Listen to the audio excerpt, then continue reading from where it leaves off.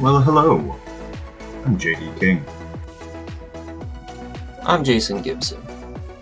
I'm Sarah Green. I'm Trey. What's up? Kenny Williams. I'm Miles Shank. And this is Team Codey versus Coder. In a world of code and chaos, you are pitted against Codey, a total egomaniac of a paperclip who thinks he is God's gift to development.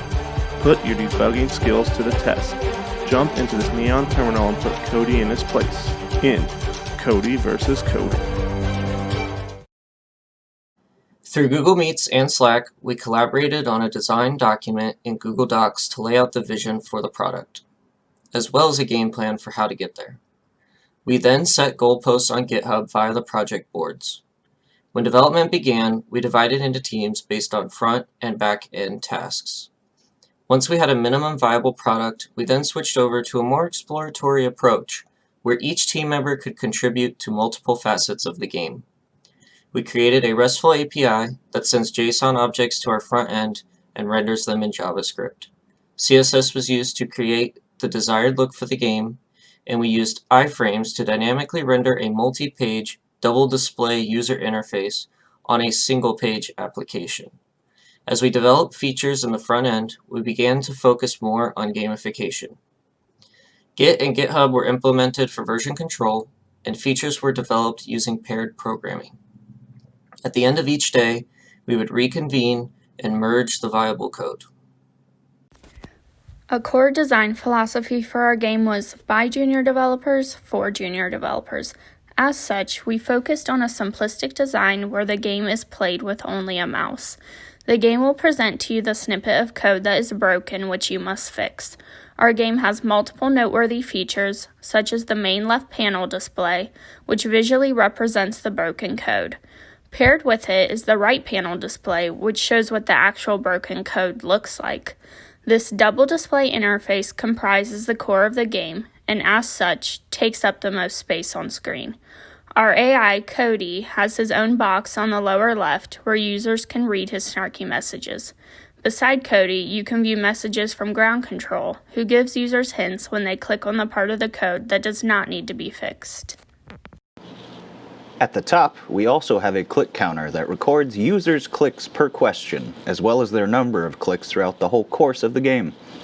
We also added a sound button that allows users to mute the audio for Codey, ground control, and the background music. A large feature that improves the scalability of our product is the Add a Question form, accessed by the plus button near the top of the page.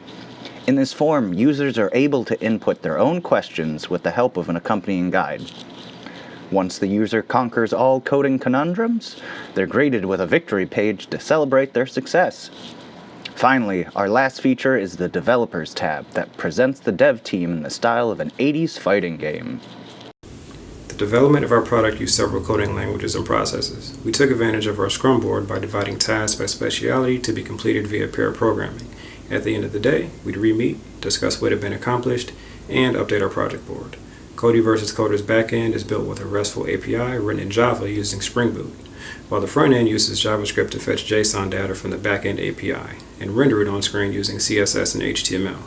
Everything that the user interacts with, the buttons, the clicking on code, responses from our evil antagonists are all run by modular JavaScript functions which allow the app to display new data in real time. A unique aspect of our application is that it has both a user and an administrative side, and it can accept data from either. Questions are entered into a database via a system that parses and stores ordinary text files as data. This means that an administrator can create, edit, and delete any number of questions and drop them into the app, all without having to touch a single line of code. We also have a question submit button, which allows users to directly contribute to the database while the app is still running. We prioritize creating easy ways to add content so that the program is both accessible and scalable.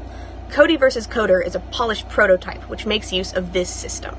We envision Codey vs. Coder's toolchain, as well as its double display user interface, as the blueprint for any number of educational applications which seek to render visual results to a learner in real time. As our team began to focus on gamification, we wanted a way to make the dialogue from Codey feel more like speech. our team implemented a typewriter function to display Codey's comments letter by letter. However, this feature came with no shortage of bugs. We realized that if the user clicked before the text had finished writing, it would restart the process, causing the text to become a jumbled mess. After multiple team members experimented with a variety of solutions, we settled on creating an invisible waiting screen to rest on top of the code display area. While Codey and Mission Control finish speaking, a loading cursor is displayed and clicks have no effect. Once Codey finishes his thoughtful remarks, the invisible screen vanishes, and the user is free to interact. A surprising thing we learned about the development process is that it doesn't necessarily keep to the same timeline as other work experiences. Some days we would be able to add 3 new features working as intended. Other days we could stare at the screen for 2 to 3 hours with no progress at all. The slow days really reinforced the fact that the team was our greatest resource. As a fresh of set eyes on the problem, or even just someone to talk through the problem with, often led to a breakthrough.